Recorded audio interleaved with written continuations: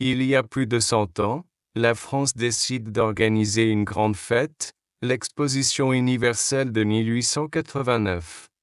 Cette exposition a lieu à Paris. Beaucoup de pays participent pour montrer leurs inventions, leurs produits et leurs avancées technologiques. Les Français veulent construire un monument spécial pour célébrer le centenaire de la Révolution française, 1789. Ils cherchent une idée étonnante, un projet unique. À cette époque, un ingénieur célèbre, Gustave Eiffel, propose de construire une tour en métal, très haute. Il travaille avec une équipe d'ingénieurs et d'architectes. L'idée paraît incroyable, une tour de plus de 300 mètres. Les gens se demandent comment c'est possible de construire un si grand monument en fer. Beaucoup de personnes sont impressionnées, mais certaines sont choquées. Des artistes et des écrivains pensent que cette tour va abîmer la ville de Paris. Ils trouvent cette structure laide et inutile. Ils écrivent des lettres pour protester. Malgré cela, le gouvernement choisit quand même le projet de Gustave Eiffel, parce que c'est très nouveau et ambitieux. La construction de la tour Eiffel commence en 1887. Les ouvriers, les travailleurs, travaillent sur le champ de Mars, près de la Seine. Ils doivent creuser le sol pour poser les fondations. Il est important que la tour soit solide. Les ingénieurs utilisent des poutres de fer et des rivets. Les rivets sont de petits clous spéciaux qui maintiennent les pièces de métal ensemble. Au début, le travail est difficile. Les ouvriers doivent monter des pièces très lourdes. Il faut des grues pour soulever les éléments en métal. Les ingénieurs vérifient sans cesse les mesures pour éviter toute erreur.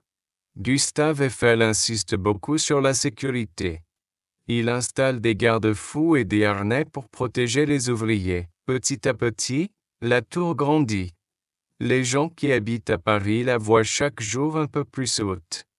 Certains sont curieux et enthousiastes, d'autres ont peur qu'elle s'écroule.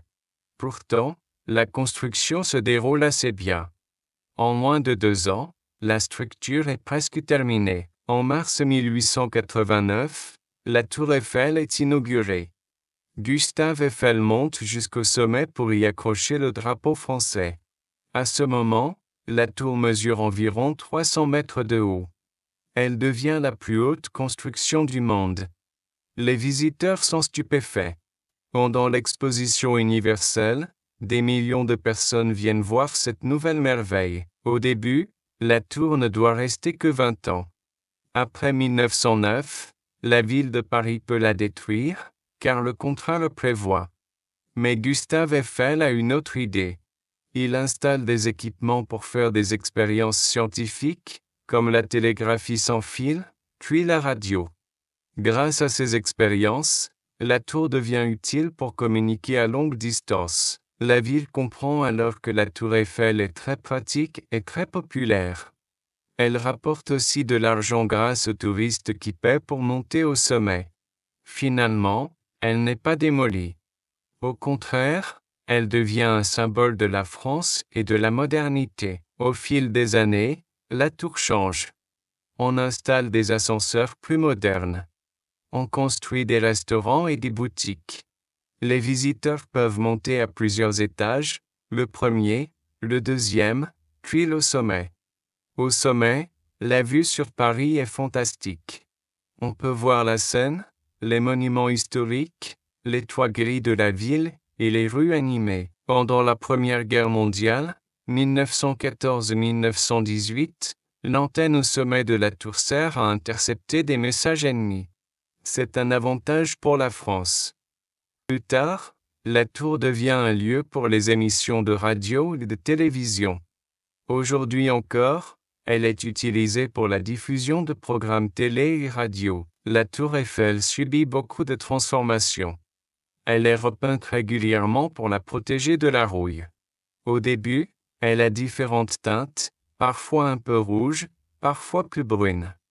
Maintenant, sa couleur est appelée brun tour Eiffel. Tous les 7 ans environ, on repeint la tour avec plus de 50 ou 60 tonnes de peinture. La tour attire des millions de visiteurs chaque année. Des touristes du monde entier viennent la voir. Elle est devenue le monument payant le plus visité au monde. Les gens aiment prendre des photos devant elle, monter à l'intérieur et admirer la vue. Quand on parle de la France, on pense souvent à la Tour Eiffel. Ce monument est un symbole de Paris et de la culture française. Pour les fêtes et les grands événements, la tour s'illumine de différentes couleurs. Tous les soirs, elle scintille pendant quelques minutes. C'est un spectacle magique. Il existe aussi des histoires et des anecdotes autour de la Tour Eiffel. Par exemple, l'écrivain Guy de Maupassant, qui détestait la tour, aimait pourtant déjeuner dans le restaurant au premier étage. Pourquoi? Parce qu'il disait que c'était le seul endroit où il ne la voyait pas. La Tour Eiffel a inspiré de nombreux artistes. Des peintres, des photographes et des réalisateurs de cinéma l'ont représentée dans leurs œuvres. On trouve aussi des répliques de la Tour Eiffel dans plusieurs villes du monde, comme à Las Vegas aux États-Unis ou à Tokyo au Japon. Ces copies ne sont pas aussi grandes que la vraie, mais elles montrent à quel point ce monument est célèbre. Aujourd'hui, quand vous visitez la Tour Eiffel, vous pouvez choisir de monter à pied ou en ascenseur. Il y a environ 1700 marches pour atteindre le sommet. C'est beaucoup. Mais certains visiteurs sportifs aiment le défi. D'autres préfèrent l'ascenseur, plus rapide et plus confortable. Si vous allez au premier étage, vous pouvez regarder à travers un plancher en verre, ce qui donne une sensation forte. Au deuxième étage, vous avez déjà une très belle vue sur la capitale. Au sommet, à plus de 300 mètres de hauteur, vous sentez parfois le vent souffler un peu plus fort. C'est impressionnant, surtout la nuit, quand Paris est illuminé. L'exposition universelle de 1889 est maintenant loin dans le passé. Pourtant, la Tour Eiffel est toujours là, fière et majestueuse. Elle est un témoignage de l'audace de Gustave Eiffel et de son équipe. À l'époque, beaucoup de gens trouvaient ce projet fou ou dangereux. Aujourd'hui, la tour est aimée et admirée par des millions de personnes. Quand vous pensez à Paris, vous imaginez souvent la Tour Eiffel. C'est un lieu romantique pour beaucoup de couples. Certains font leur demande en mariage au sommet. D'autres font des pique-niques au Champ de Mars, juste à côté, pour profiter de la vue. Le soir, la tour se pare de lumière. À chaque heure, elle scintille pendant 5 minutes grâce à des milliers d'ampoules. C'est un spectacle magique que l'on peut observer de loin ou de près. Certains préfèrent être sur le Trocadéro, en face de la tour, pour profiter du meilleur angle de vue. La Tour Eiffel est aussi un symbole d'ouverture sur le monde. Elle apparaît dans de nombreux films, dessins animés et publicités. Les souvenirs de Paris montrent souvent sa silhouette, porte-clés, aimants, t-shirts. Les touristes repartent avec une petite tour dans leur valise. Aujourd'hui, le monument accueille différents événements, expositions, concerts, dîners de gala. Chaque année, elle reçoit la visite de chefs d'État étrangers, de stars du cinéma, d'artistes internationaux. Chacun veut admirer la Dame de Fer, surnom donné à la tour. Finalement, la Tour Eiffel est plus qu'un simple bâtiment. Elle fait partie de la culture française, de l'histoire de la ville et du cœur des gens. Malgré les critiques du début, elle est devenue une fierté nationale, un joyau architectural et un lieu incontournable pour les visiteurs. Si vous avez la chance de venir à Paris, n'oubliez pas de passer voir la Tour Eiffel, de jour comme de nuit. Montez au sommet si vous le pouvez, ou observez-la depuis la rive opposée de la Seine.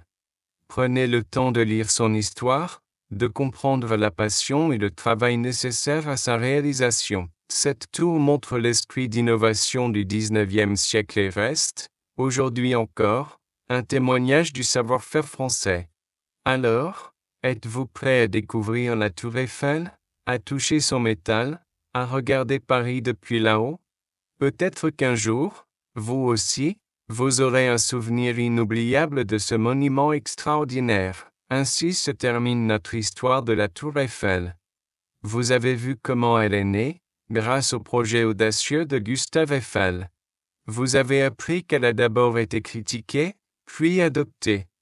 Vous savez maintenant qu'elle est peinte régulièrement et qu'elle a servi à des expériences scientifiques. La Tour Eiffel, symbole de la France, continue d'accueillir chaque année des visiteurs du monde entier. Son histoire est riche, et son avenir est toujours passionnant. Qui sait quelles innovations viendront encore l'habiter dans les années à venir? En tout cas, si vous aimez la France ou si vous étudiez le français, la Tour Eiffel est un passage obligé.